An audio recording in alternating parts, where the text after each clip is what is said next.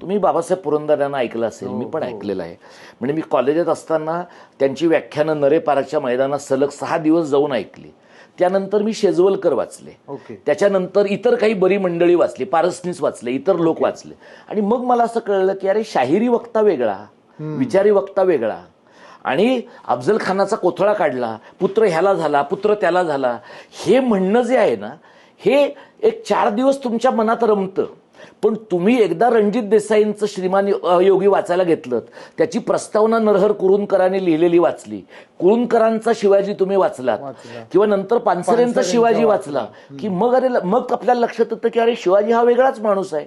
आपल्याला त्याचं दैवतीकरण करण्याची गरजच नाहीये.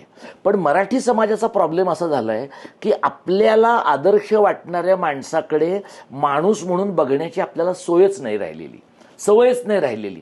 आणि त्यामुळे एक काळ असा होता की राजवाड्यांसारखा माणूस शिवाजी असं म्हणाला, असं म्हणायचं. शेजवलकरांनी तसं लिहिलेलं आहे. पण गजानन भास्कर मेहेंदळ्यांसारखा एक मोठा इतिहासकार, ज्यांचं अलीकडे निधन झालं, त्यांनी त्यांच्या पहिल्या खंडाच्या प्रस्तावनेत या पुस्तकात मी शिवाजी महाराजांना शिवाजी का म्हणतोय असं लिहिण्यात घालवली आहेत पहिली 25 पानं.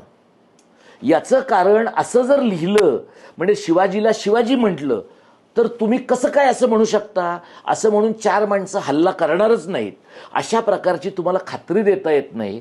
म्हणजे मराठी समाजाचं काय झालंय, शिवाजी महाराजांकडून आपण रचनात्मक विचार घेतला नाही, मराठी शाहीकडनं घेतला नाही. अगदी मागे जाऊन आपण ज्ञानेश्वरांनी मराठीला ज्ञानभाषा करण्यासाठी गीता मराठीमध्ये आणली, हे घेतलं नाही.